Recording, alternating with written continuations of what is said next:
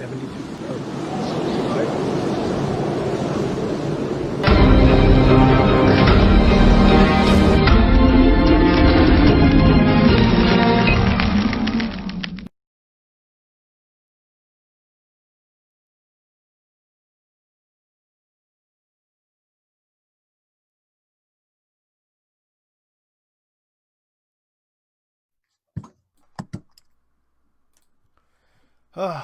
What is going on, everybody?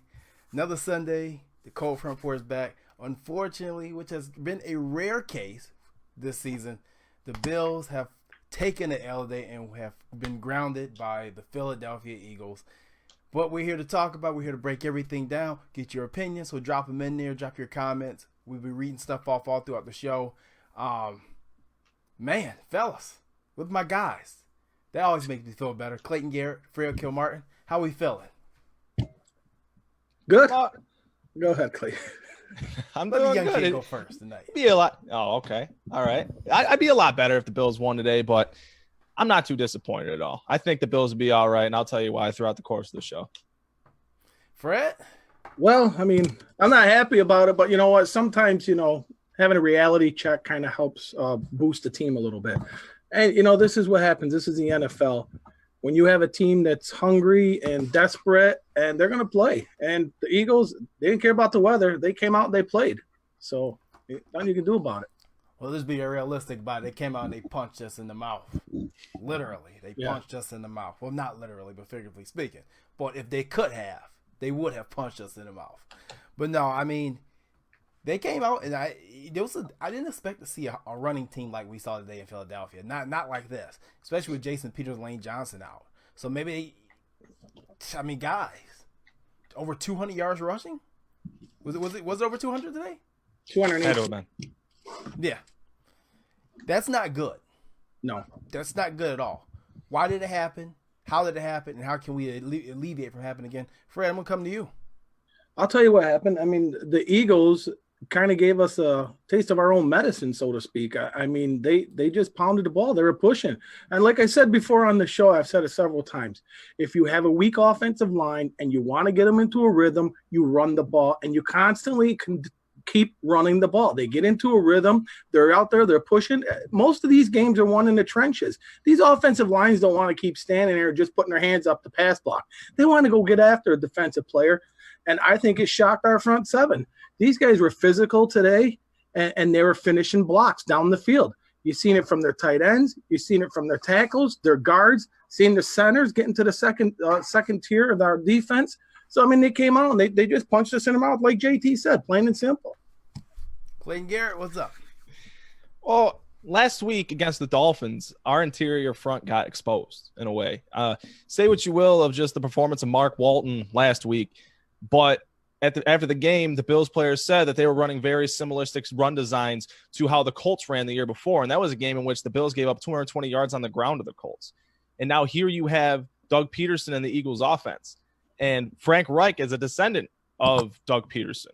So he's obviously going to be pretty familiar with the run designs and how to beat the Bills interior front. And man, Star Lotulelei and company, they were getting pushed all over the place all day. And that's really where we lost the game on both sides of the ball, even on the line of scrimmage on offense and on defense. But it really hurt us. It set up the play action pass. They were passing whenever they wanted to. It really set up every facet of their offense. And that's why we got beat, was because of what we allowed on the ground today. I don't think they were passing wherever they wanted. They didn't really pass that much. And I tell you what, this road doesn't get any easier against the running game. We got Ezekiel Elliott coming up. We got Nick Chubb coming up. We got Lamar Jackson, that Ravens rushing game. You got John Connor coming up with the Steelers. This road ain't going to get any easier. So, and guess what? This has been an issue since Sean McDermott's been here. Is stopping my concerns were relieved for the first part of the season when you play players like Saquon Barkley, Le'Veon Bell, who else?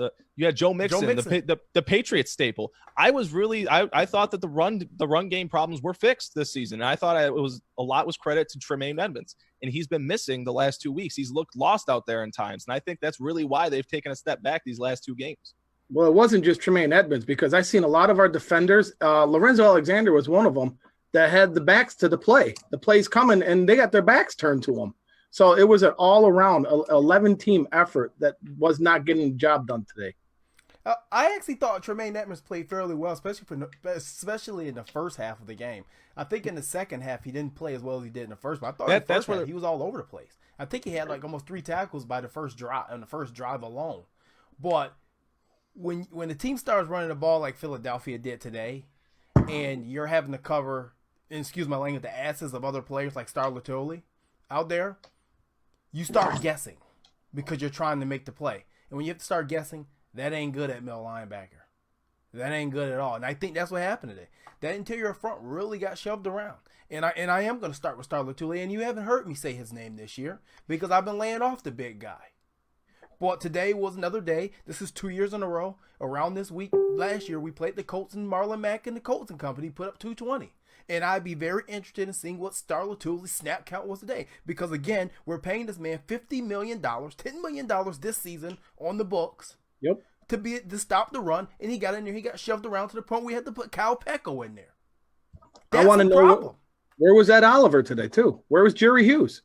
Where's Jerry Hughes been all season? We need to put Jerry Hughes needs to go as Where's Waldo for Halloween because we haven't seen him since week 1. Yeah, he disappeared. But you got your other DNs that are actually pushing the pile. I seen Trent Murphy was in there. Shaq Lawson got his second sack of the season today. Coming into the season, this was really the concern with the defense was, okay, the Bills stayed pat. They were content with just having Trent Murphy, Shaq Lawson, and Jerry Hughes. And that's yet I'd say Shaq Lawson is quite inconsistent. And coming into the season, you were pretty promised. It was pretty promising what you were going to get from Jerry Hughes with consistent pressures, and the pressures haven't been there this season. And you thought the addition of Ed Oliver would make that number go up and turn those pressures into sacks, and you really haven't seen that translate yet this year. I mean, Jerry Hughes, credit be to him to getting into the backfield, but when he gets in the backfield, he doesn't always wrap up the quarterback. He'll whiff a lot of times, and that's very concerning. And I don't like what I've seen from Trent Murphy so far this year either. A lot of people were pegging him to have a resurgence season this year after 2 years removed from an ACL injury, and it really hasn't shown yet. Listen, I've been saying for 2 years, man, Trent Murphy is what he is. He is what he is. He's a rotational pass rusher. That's it. Yeah, There's nothing more than that. I don't know how many times we have to say it. You're not going to get – he had that one breakout year in Washington. You're not getting it again. So if you're looking for it, you're looking for it in the wrong spot. He's rotational pass rusher. He's solid. And again, that Schwartz defense getting those sacks. 5 sacks we gave up today. And that's that Schwartz defense. I mean, he's a great defensive-minded coach. He schemed Derek Barnett free off the edge a couple times today, and one of them led to an incomplete pass for Josh Allen on 3rd down. One time he completed it, but the second time he got hit, and it was way below or way beyond John Brown. Speaking of Josh Allen, let's get right here and let's switch gears here, because we all know this is what people want to talk about. They want to talk about Josh Allen. They want to talk about the progression of Josh Allen. They want to talk about the direction of Josh Allen. And the direction today, I don't think was very good. I don't think he was helped out by his OC. I don't think he was helped out by this game day roster. I think they set him up to fail today, and we'll get into that, and I'll tell you why. But before you know, we do have a poll up. Do you think we need a pass rusher? Your options are yes, no, we are fine what we have. Make sure you vote. Let us know what you got. Put your comments in the chat, and we will get to some of them as we go along. Fred, I want to come to you. Our man, Josh Allen, the franchise quarterback, the money man. Yeah, I mean, I know it was a great front that he went against today, but to me, he looked frazzled throughout the day, right from the beginning. I don't know if they're holding him back. Like I said before we went live, I don't know if they're holding him back, but he's not playing his game. It's like he's playing somebody else's game. You know, he's staying in that pocket, even though there's a running lane. He's staying in there. He's holding on to the ball too long, and that's why he's getting those strip sacks that's going on with him. And I don't know if it's Dable. It could be Dable's play calling, because throughout the day I was kind of questioning this play calling. Or is it just Josh Allen just had an off game? Well, I mean, I guess I don't know. I mean, I don't really know what you want from him. But Clayton, what do you got on Josh Allen? You look at what they did at the start of the game. They came out of the gates running the ball. And a quarterback's best friend is a good running game. And Bills, they have a good running game. They're top 10 in the league in rushing. So why did they abandon the run game in the first half? We were talking before we went on the show. And they threw the ball 34 times, and they ran the ball with the running backs 12 times. That's absurd. That's absurd. You abandoned the run game just because you went 3 and out 2 times in a row. That's the coach getting frazzled, not so much Josh Allen, I don't think. No. Why aren't we running the ball? We came into this game averaging 4.9 yards a carry.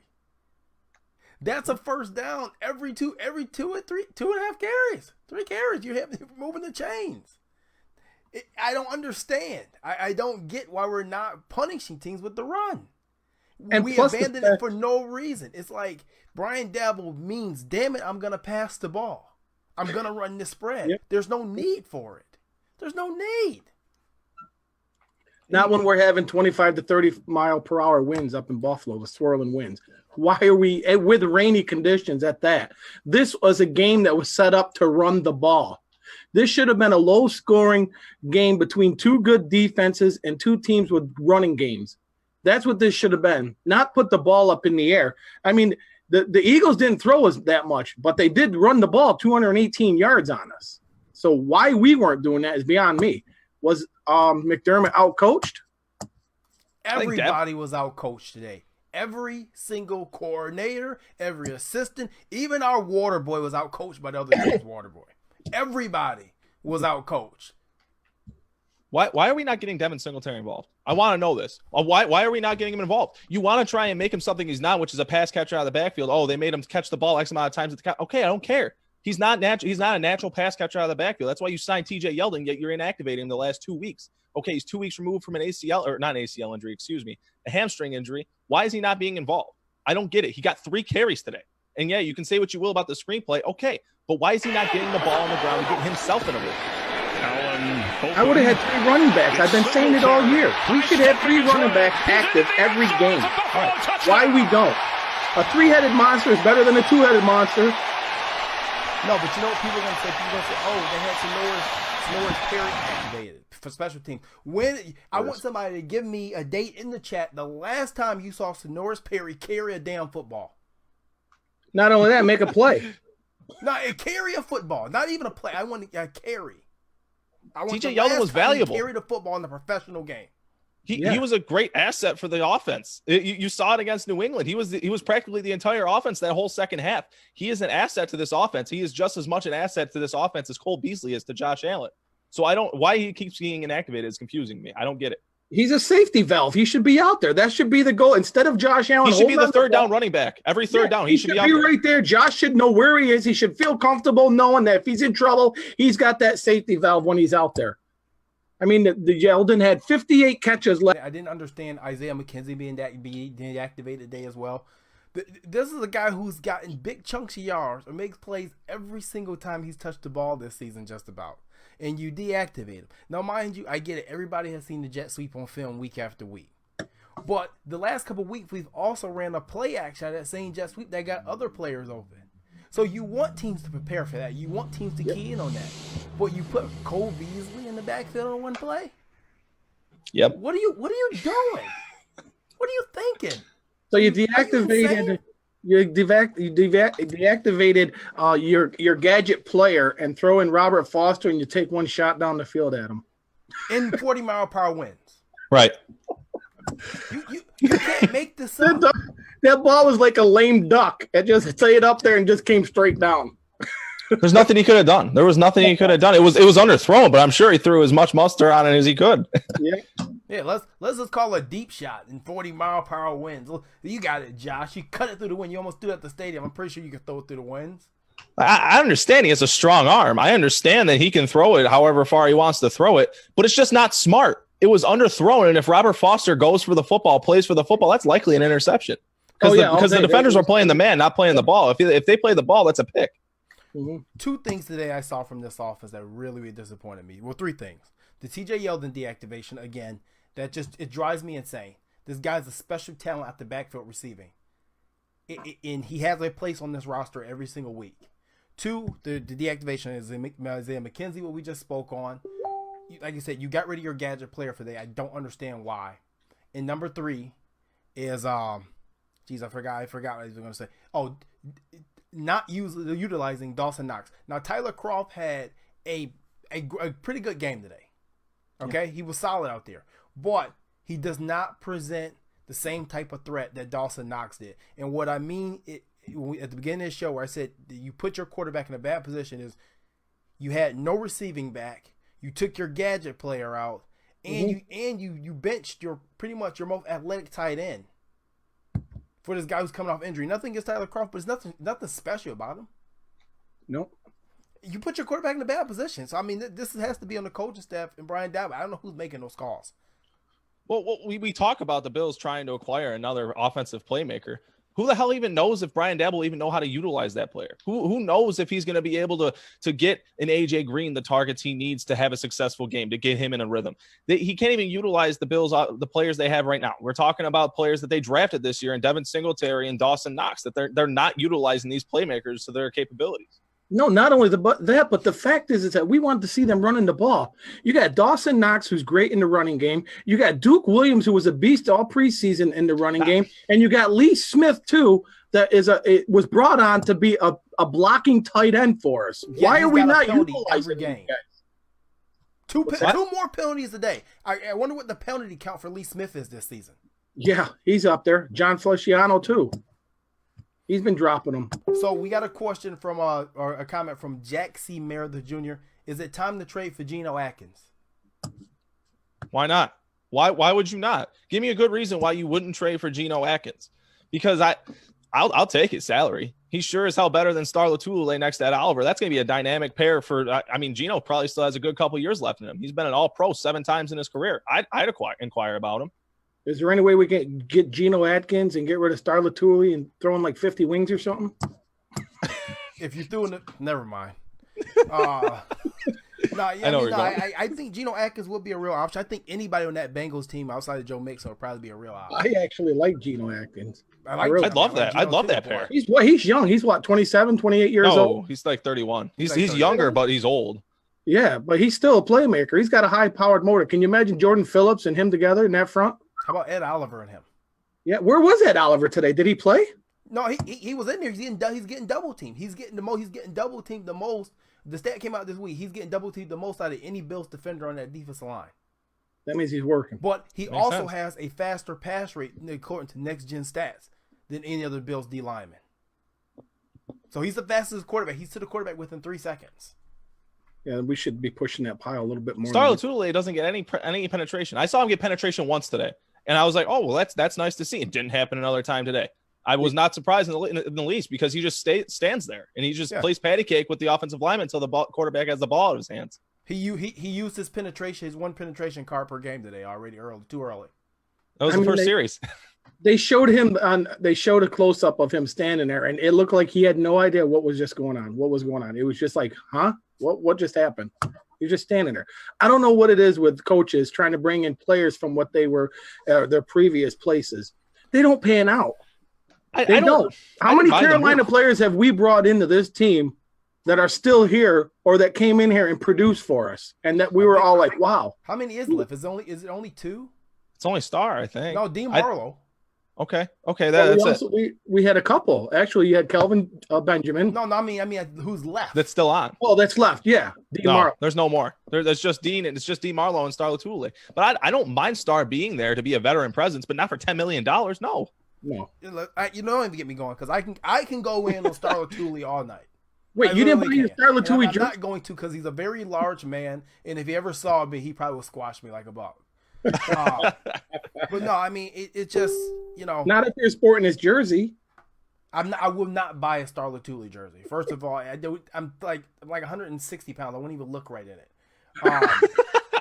So another question we have is Mark Clement says, why don't we have plans for our tight ends? Mark, I don't know. I mean, that's what we just spoke on. I don't know what's going on. It's like we said, I think around week 2 or 3 on the show that when Tyler Kroft came back, they were going to force him into the lineup. Mm-hmm. And that's exactly what they're doing. They're forcing him into the lineup. And a lot of people say, oh, they're going to trade him. No, they're going to force him in the lineup because this regime likes veterans. I'm not impressed. We haven't seen this offensive coordinator be able to utilize tight ends yet. Once. I don't know about his previous stints where he got fired after one season, but I haven't seen him utilize Bills tight ends yet. I'm just tired of the spread. Just line them up in a power eye and just smack them in the mouth. Let's go. Push the pile. I'm okay with the spread, but you can't run the ball 12 freaking times. Mm-mm. There was no tempo with the offense. They had no rhythm. There was no tempo. There was very predictable play calling. The one quarterback power on 3rd and 2 when you're in 2-minute drill, that makes no damn sense. How many times have you put that on film this year where it's, 3rd and 1 or 2? Okay, well, we're going to run quarterback power. I understand Josh Allen has a high probability of getting it, but it's very predictable. It's 110% predictable. And today it cost us. And what you said something before the show that this is the second QB power on 3rd down that he's fumbled on. Yeah, because the first one we were there, it was the Bengal game. Only they ran it to the left side. He fumbled. The Bills recovered, but he did fumble on the play. That was the one that was going at the other end. It was going into half. It was the abysmal play calling where they didn't get a field goal. No, they attempted a 62-yard field goal. I'm sorry. Mm-hmm. Yeah, no, I agree. I mean, like I said, it cost us big time today. It cost us big time, and I don't think a QB power inside your zone is the right play call. Not when you got running backs. Come on.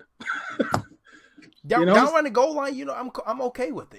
Anything in our zone, I'm okay with. But at your own 25, 30-yard line, right before halftime, you got the momentum. That one play pretty much changed the whole landscape of this game, I feel. Right, because they recover the fumble and they score. That completely changed it. The Bills had an opportunity to go up 2 possessions going into half. And then the Eagles recover it. They score a touchdown. They get the ball at half. And then they score a touchdown. They completely changed the game entirely. And we had a chance to strike back. And once again, 2 special teams miscues today. Yep. It's seeming like we're getting 2 every other week now. So another missed field goal. And I get it. It's in the win. It was 53-yard field goal. I get the wins. But you know what? Listen. We got to stop making excuses for people, right? No excuse for Josh Allen. No excuses for Brian Daboll. No excuses for Stephen Hauschka either. He's been playing in Buffalo for 3 years now? How many kicks has he missed this year? How many kicks has he missed? At least 4. He missed everyone over 50, right? Yeah. And he had the record coming into last year until the Jets game. Yeah. Well, yeah. He's old. I think he's old and he's washed up, and I think we're in the market for a new kicker this offseason. Well, we can't say he's washed up. So it seems like they like the better. He is washed up. He was a I'm 34-year-old kicker that hurt his back. I mean, he was clutch right up into that Jets game that he took that shot in the back. He's got probably a back injury, and they're not reporting it or saying it. And that reinforces what I said about, he's a 34-year-old kicker with a bad back that you're trying to kick 60 and 50-yard field goals with. Yeah. It's not smart. I'm not saying there's a slew of kickers just available and ready. I mean, look at what's going on with the Bears. Yeah, but last week, this offseason, you should be in the market. He had everyone last week. Yeah, what's going to happen when we need that kick from 52, Fred? You can't count on it. Then we go line up we did. That's a problem. What was it, 4th and 10? We went for it on 4th and 10 today? What was it that got Dan Carpenter kicked out of Buffalo? His inability to make it over 50. Yeah. By the backstretch, his last 8 games, he cannot make a kick over 50. We're starting to see it happen with Stephen Hauschka. Mm-hmm. There ain't many kickers out there in this league either, though. I'm not saying there is. We released one that's on a team, that McLaughlin kid. The one that we had. Yeah, he's on the Vikings now. I forgot who he's with. He's with the Vikings. Yeah, he's kicking. He made a 50-yarder in preseason. He had a 50-yarder last week. I'm just saying, like, listen. I mean, hey, we need to put if they're going to make a serious run, we have to put more. We have to put everybody on notice. Everybody has been those. I love what they built culture-wise. I believe this is a good team. I do believe that somehow this season they are maybe a tad bit overachieving to what their record really is. But I think that's also because of a bunch of domino effects that fell in their favor, and the teams they've played have kind of shifted downward. So I get it. I'm living in reality. I don't think this is a Super Bowl contending team. I think this is still a playoff contending team, and I'm still saying that we're going to somehow get 10 wins. But you know what? Since I've been a Bills fan, and it's been years, there's always that game that we play once a year where we just get outplayed and outclassed. It was the one year, it was the New Orleans Saints. Last year, or was it last year or the year before, was the Bears. There's always that one game. I'm just hoping that we don't fall any farther than we just did from today's performance. And hopefully we build on this, because the Bills teams in the past have taken that loss like that, and they've just kept going down after starting off the season with a good record, 5-1. I mean, we started like that one, what was it, 2008 or whatever, or 13, 11. Yeah, it was both years. And we ended up finishing 6-10. I just hope that this team, this coaching staff, can get this team refocused and move on to the next game. That's what I'm hoping. I don't think that team had no depth. I think this team has depth. I think this team is a lot better than that. But end of the day, I think we're just the expectation is a little bit higher for this team than what it should be. I mean, I think people are really talking AFC Championship, East Championship, conference championship game. Not saying it couldn't happen, but I think we need to tone down the expectations a bit. Today we played a team who are 2 years off removed from a Super Bowl and a very good Philadelphia Eagle team still. They have a little bit of dysfunction going on over there, but today was their season was on line. They were either going to win this game and come back together as a group, or they were going to lose this game and completely probably implode. Right. I mean, coming into this game, it was a matter of wrong place, wrong time, really. And you were on your own home field, and for lack of a better term, this was a pissed off Eagles team. Yeah. If you remember when they went on that Super Bowl run, their mantra was, hey, it's us against the world. No one thinks we're going to win anything, and we're going to go win a Super Bowl. And that's exactly what they did. And that's exactly what happened today is the Eagles walked into Buffalo with an underdog mentality, and they punched the Bills in the mouth, and the Bills got humbled a bit. That's what happened. Well, actually, the Eagles got together at team meetings only, and now they discussed that. They discussed that they wanted to go out and have some more fun. They wanted to just have fun. Any turnovers, celebrate. Let's celebrate as a team. Let's come out there. If you make a big hit, big sack, let's get up. Let's everybody embrace each other as a team. They discussed that prior to this game. So, and you saw it today. I mean, they were dancing all over New Era Field today. They were jumping in the stands at New Era Field today. I'll tell you this right now. Watching them. When the Bills come out next week to play the Redskins, I'm sure they're going to have a fire under the rears. I'm sure they will because they just got thrashed on their home field, and we know how prideful they are of playing in New Era Field, as they should be. And I'm sure they will have a bigger fire lit under them next week than they did today. Can only hope. Well, I certainly hope so because, I mean, too much more of this, and I mean, this road does not get easier for this schedule. This road does not get easier. I don't understand why people keep saying the Bills have one of the easiest schedules because you look at some of these teams that we got coming up. These teams are right now starting to play football. And regardless if they're losing or not, they're still playing halfway decent football. We got to play mistake-free football through the rest of this stretch that we got in front of us. I mean, listen, you got Washington coming up, which you have to. That's a must-win now. Miami. Yeah, Washington's a must-win. That Cleveland's on the road. Then you go to Miami on the road, which is a must-win. You got Denver at home, but then you get to a tough stretch. Yep. Dallas, Baltimore, that's a short week too. In New England. That's a rough stretch. Yeah. We play Denver, then we play that Dallas on that Thursday. That's a short week for us. And you're traveling to Dallas. But that's the farthest as we traveled this year. And let me tell you, if you think you're going to Jerry's World and you let the Eagles run on you like this, oh God, what's going to happen to you when you play Dallas? What's going to happen when you play Dallas? Then you got a Baltimore team that right after that. Before that. And you got 10 days to prepare for, right. But still you got a Baltimore team right after that. I mean, like JT alluded to, it's going to be a test for the run defense. It's going to be a test for these interior linemen. I mean, there was one play today. I think it was the Boston Scott touchdown, the one that made him go up 24-13. Jordan Phillips tried jumping the snap, and he got absolutely buried. He got out leveraged, and he got pushed 5 yards deep into the end zone, and Boston Scott ran through that giant hole that he left, and it was a touchdown. They're getting too cute. They really have gotten. I think they lost their. I'm not saying they. I am saying I think they got a bit complacent, and today they got smashed in the mouth. No, they definitely did. I think too, on both sides of the ball, I think we're lacking some playmakers. We're lacking playmakers in the front seven right now. I love the development of Tremaine Edmonds, but he's not that Luke Kuechly linebacker that when you say, hey, I'm going against this guy, I really got to watch to see where he's at. He's not there yet. Not saying he won't get there, but we need him to get there a lot quicker than he is. This team is going to take this step to the next level. Jerry Hughes is non-existent. We have a lot of money up front between a first-round pick in Shaq Lawson, Trent Murphy's contract, Starlo Tui's contract, Jerry Hughes' contract, and we're not getting a lot in return.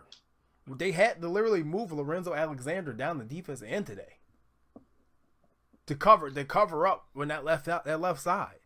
With that type of money that we have invested in it, we shouldn't have to do that. I mean, I'm just saying, hindsight's 2020. You should have pushed for Jadeveon Clowney. You should have pushed for Jadeveon Clowney. Because you have a young pass rusher, and I don't care what you pay him because guess what? Your pass rush is going to be relevant. It's going to be relevant. It's been irrelevant all season. You say what you will about the Bills getting sacks against this quarterback. It's been irrelevant, and when it matters, it really has. And it's really shot this whole defense in the foot. No, I said it. I've been saying it. I mean, how many weeks now, fellas, that we need another linebacker? I just think you look at our inactive list today, this week for this game, that was all our depth. All our depth players were inactive for this game. That doesn't make any sense. Where was Kevin Johnson? You know what I mean? He was actually he was rotating with Teron. out to the locker room, I believe. Yeah, because Levi Wallace was getting exposed today, big time. And you know what? I can't wear. I mean, Levi. He started other than that 38-yard pass. He had a really good day. He had a really good day. Other than that 38-yard pass, he looked over his head. I mean, he got injured. He walked off the field. He was 170 pounds trying to tackle a running back coming full head of steam. You got to remember, these guys are young players too. He's only in the second year in the NFL. Yeah. Well, I mean, what do you want to get exposed as a young team now? I don't see Kevin doing any much better. Trey White didn't have a great game. No, not at all. They all only really got exposed when they went against Alshon Jeffrey, who's a mountain of a man. Yeah, well, we had him under wraps for most of the part of the today. I mean, he only had. They didn't pass it. They did the smart thing and they ran it for 200 yards, so they didn't have to use them. Yeah. Yep. Yeah, I don't know. Like I said, we still got the offense is still missing something. And I mean, people in the chat are saying Melvin Gordon, and I would agree with that. Boy, the hell, are we going to run the ball? I mean, if that'll make us run the ball more, then I'll take the trade. But if you're going to come out there and still do this 70-30 ratio to pass to run, then you better go get a receiver. I want a receiver. Tuesday. Who are you getting, Clayton? What are you doing? What is Brandon Beane going to do? Getting AJ Green. I'm getting AJ Green like we've been saying for months now. Because this offense, it lacks a playmaker. It lacks potency. It lacks that big playability, that number one threat on the offense. John Brown has been perfect. He's been great.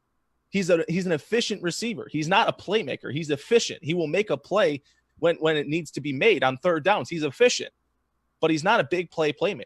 That's what you need. You need a number one wide receiver opposite him to open up the game for John Brown. Maybe then he becomes a playmaker, but AJ Green, he's only going to help Josh Allen. And I'm not saying give up a first for the guy, but do what you got to do to help this team make a true push.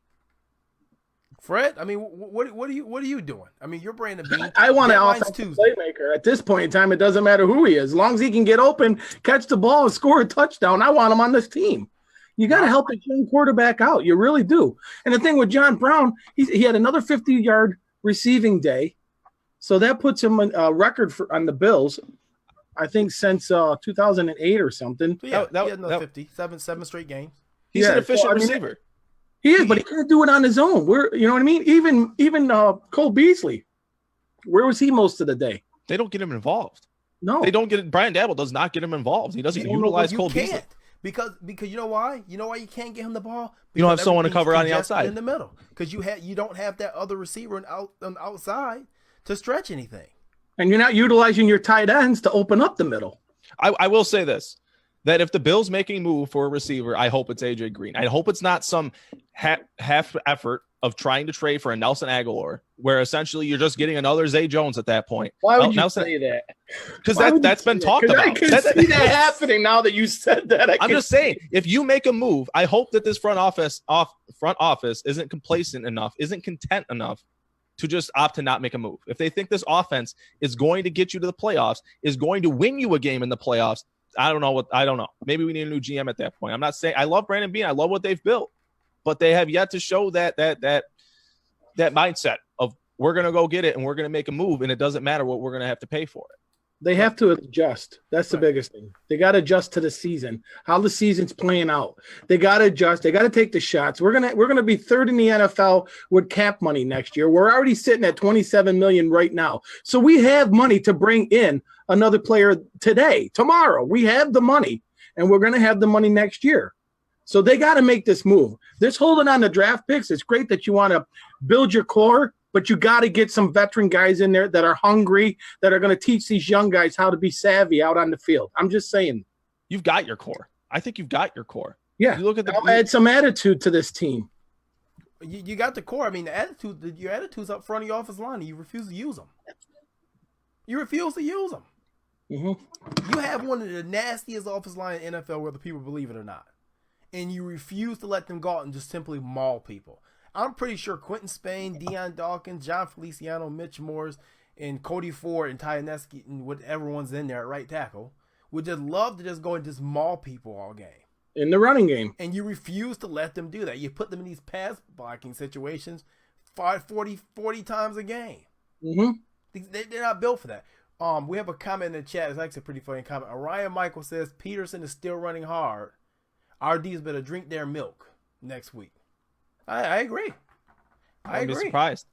I would not be surprised. That's the strength of their offensive line themselves, is on the interior, and that's where the Bills have been getting their rears handed to them the last 2 weeks, is along the interior. Let me ask a question. I guess, this. I'm looking at this team today, right? And I'm looking at this defense. I say, you know what? How would this team fit as a 3-4 scheme? I think they'd fit extremely well. I think they would fit extremely well too. And I look at, I often go to New England. And I look at what Bill Belichick does, and he runs multiple schemes. And I'm looking at it, and I say, if you took Star Lotulelei and you put him over the nose, you put Jordan Phillips, you put him in the left end, and you put Ed Oliver on the right end, and you stand Jerry Hughes up, you can stand Trent Murphy up, and you put Milano Edmonds in the middle with Lorenzo Alexander rotating Alexander on the outside. Yeah. Who's your fourth linebacker? Shaq Lawson. Where at? Outside or inside? Well, you said you don't have Shaq in the spot, so he would probably Shaq standing up. That's a fit for him as well. It's a better fit for him. Yeah, and that's what I prefer the 3-4, to be quite honest with you. The success the Bills always had years in the 90s, we ran out of a 3-4 defense. Well, it puts more speed on the field. But you do have the personnel for a multiple defensive front.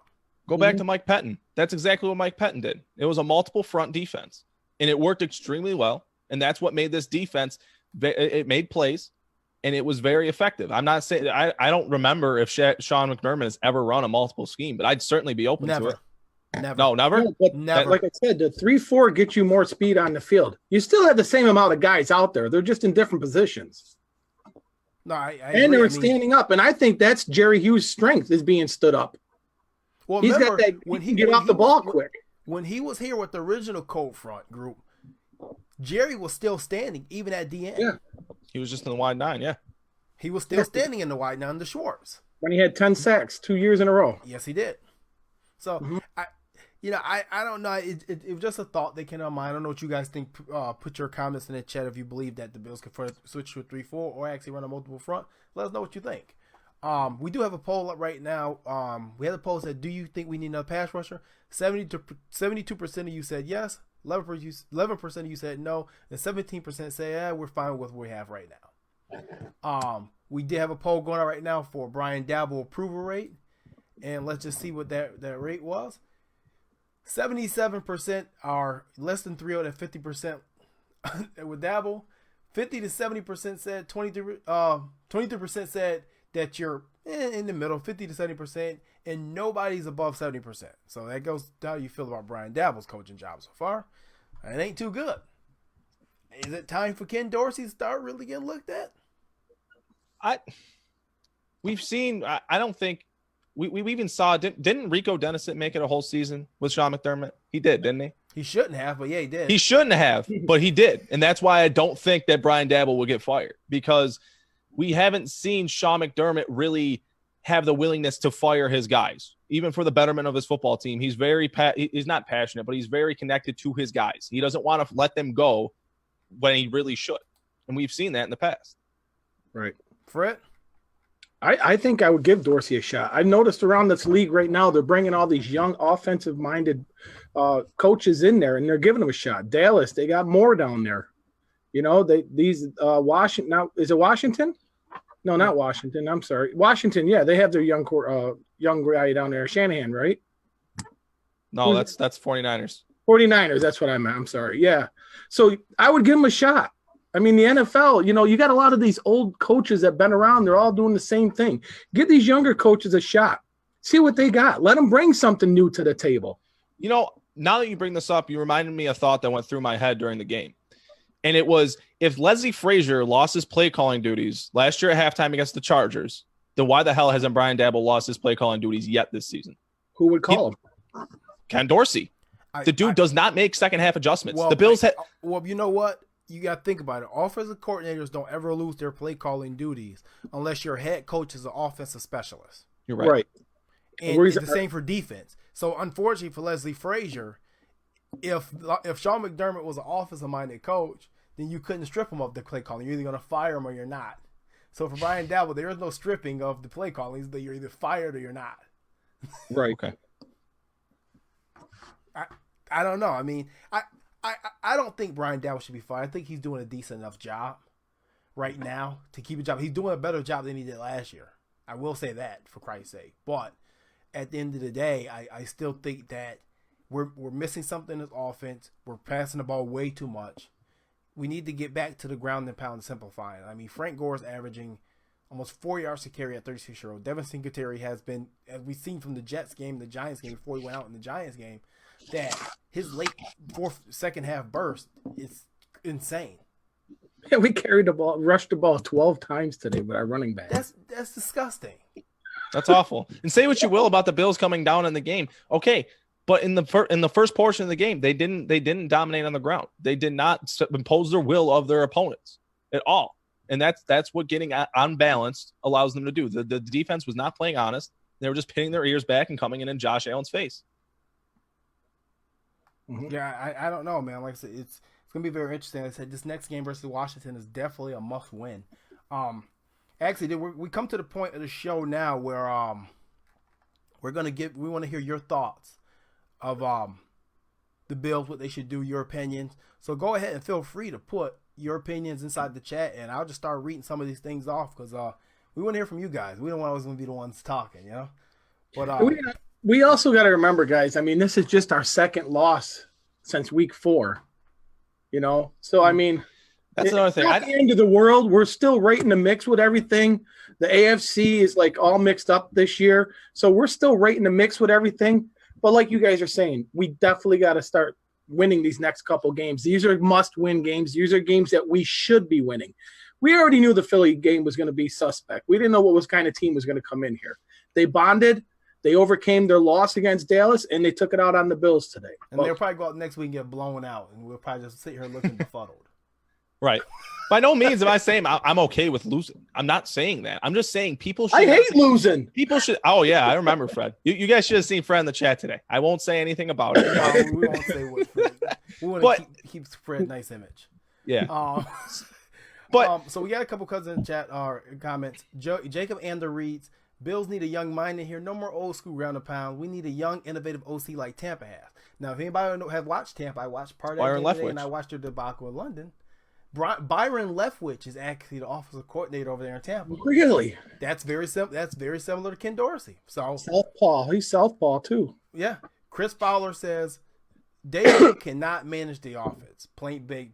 He didn't say anything else, so that's just plain point blank and simple. They can't manage. Our good old friend Cheryl says, stop with the draft, guys. We could draft Jesus, and Dabble will ruin him. It's got to start with coaching. Absolutely. Hold the coaches accountable. The wine. She ain't drinking the Dabble wine. I like that.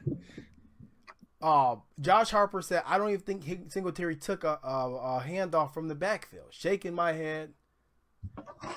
It was one. It was called back. It was called back on a penalty. Yeah, 3 times. So, I mean, I don't know. Cody Wells says trade for Green, Gorton, or Keenan Allen, Geno Atkins. Keep Dabble for now. So, I mean, he wants to let's just trade all the next 2 year draft picks, get these guys in here and make like the Rams and try to make a run now.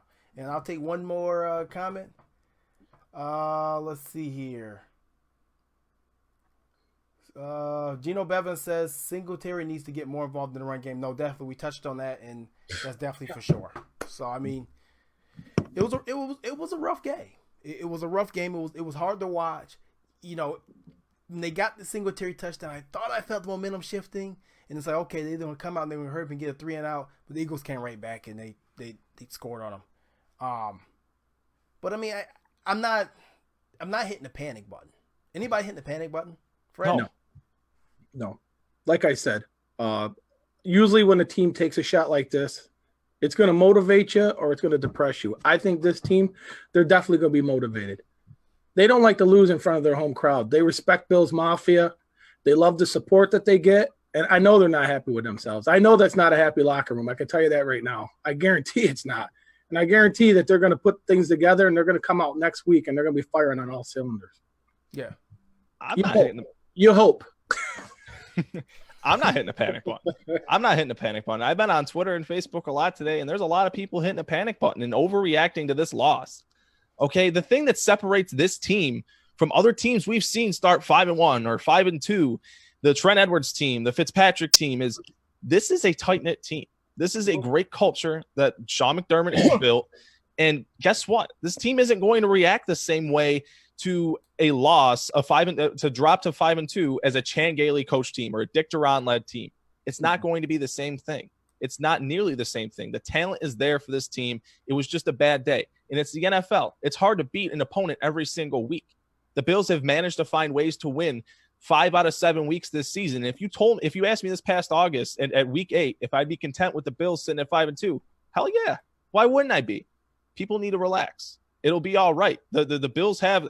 I understand Fred doesn't think it's that song. It'll be all right. Yeah. But I understand, Fred. You don't think that the schedule is easy, but they're going to collect themselves. They're going to be all right. I think they're going to be a 10, 11 win team this season and make a playoff push. One thing that makes me feel very comfortable is, and I can honestly say this, we have, no matter what was it, first year or the second year, even last year we were going through a rough stage, you've never seen a Sean McDermott team cave. We've saw teams, all those other coaches just kind of just throw in the towel and give up. Even last year, you didn't see the Sean McDermott team cave. They actually got stronger as the year went on after a putrid start. And I mean, they were getting blown out those first couple games last year. They're not going to cave. So I think next week we come back. We face Washington. It's a 1-7 team. I think it's the perfect timing to have a team like this coming in. It's the perfect timing. It couldn't get any better timing. Because hell, after that, it ain't going to be no more of those games, except that 1 week 11 in Miami after that. So these next 2 games are almost perfect timing. We need to come out of these 2 with wins. Mm-hmm. Get your 7 wins and try to squeeze out 3 more wins out of that tough schedule, because that schedule does not get easy. Don't get me wrong, Denver's another team. They lost the other one today, but they've lost like 3 close games. Right. They're 2-6. They're not a 2-6 team. Yeah, Flacco was yelling today. He wants that team to get motivated. Yeah, so they're going to be firing up for next week as well. So there's no reason to hit the panic, but I've seen comments out there, I'm not watching this team. This team is getting on my nerves. And chill out. As Chris Meyer said today, and I hope somebody caught that during the broadcast when Chris Meyer said, hey, chill out, man. Don't be a spoiled brat. Well, the thing is, a lot of people, the Bills Mafia, they're complaining that the Bills aren't getting the respect in the media. No one's picking them. And you got to earn respect in this league.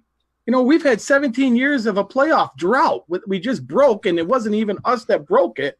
It was because of a pass. So, I mean, you got to earn respect. You don't just have it given to you. You got to go out there. You got to earn it. We thought if we would have beat the Eagles today, this would be the game that the media would be like, all right, maybe this team is for real. But reality stepped up, slapped us around, and put us back down on earth. So I'm glad you bring that up, because a lot of people put a lot into the national media and what they think about the Bills.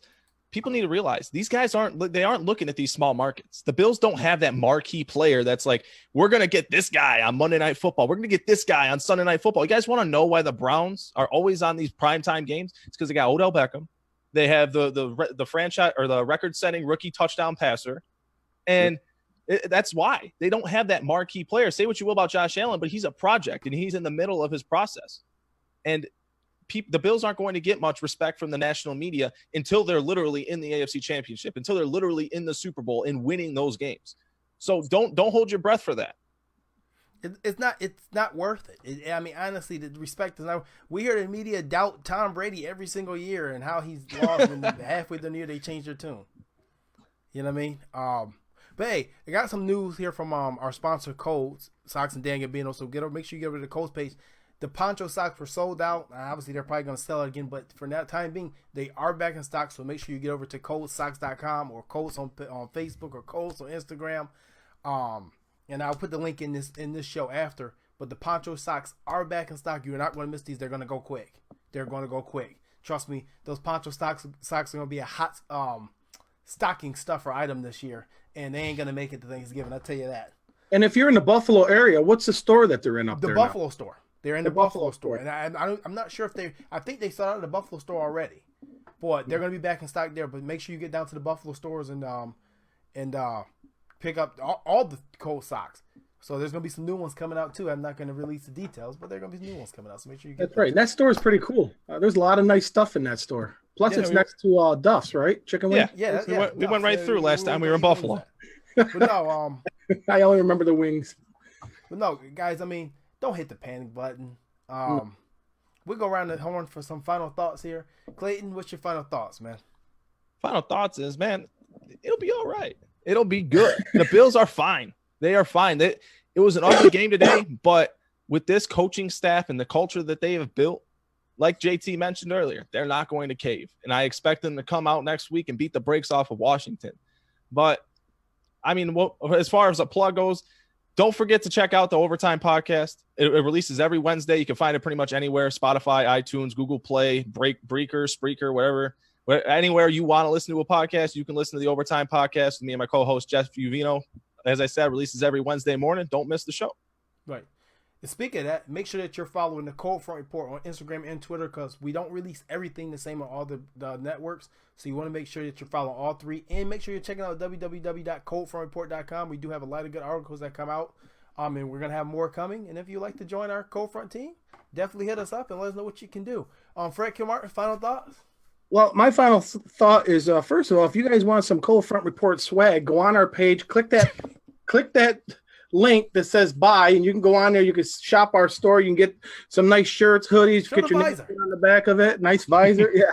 But no, my final thought is, remember that this is Cancer Awareness Month. And I just want to give a shout out to my uncle. I know I don't really share a lot of my personal stuff, but the guys know my uncle's not doing too well. But I want to give him a shout out, let him know that we are thinking about him. And if you have a loved one going through that, be sure to give him a call. Tell him you're thinking about him. Tell him you love him. No, definitely. As you guys can see, we do have our breast cancer awareness salute flag pretty much like we do every year around this time period. And Crucial Catch Month and all that stuff. And we make sure that we do take part in all these things. Because, I mean, like I said, we do look at all you guys who follow us as family. We've got to meet a lot of you guys in the last year and a half, which is pretty awesome and pretty cool. And we thank you guys for watching because without you guys watching, there would be no Cold Front Report. But no, don't hit the panic button. This team's going to be fine. We're 5-2. Think about it. Let's take the day's loss out the picture and say, okay, tell yourself, hey, your Bills team is heading into week 9 and you're 5-2. If you could have told yourself that back in June, July, then that's fine. I couldn't. But I'm ecstatic with 5-2. I think we got 2 good games coming up here that we need to win. And I think we're going to come out these next 2 with 7-2. So, yeah, definitely. Make sure you guys tune in Tuesday night on the Cold Front Network. Stevie Johnson's Why So Serious podcast will be live on here. Stevie, Donald, myself, Mike LaFred will be breaking down that game. And also, if you're going to the Miami game, the Why So Serious podcast has joined up with the Bills backers Miami, and we will be in the house. Cold's Why So Serious podcast. We'll have a party on the beach at the Elbow in Miami, so make sure you're going to be there. When we're down there, it's going to be a good time. Other than that, guys, that's our show. We are DONE done. Thanks for tuning in. Thanks for watching, and we'll catch you guys same place, same time next week. Go Bills!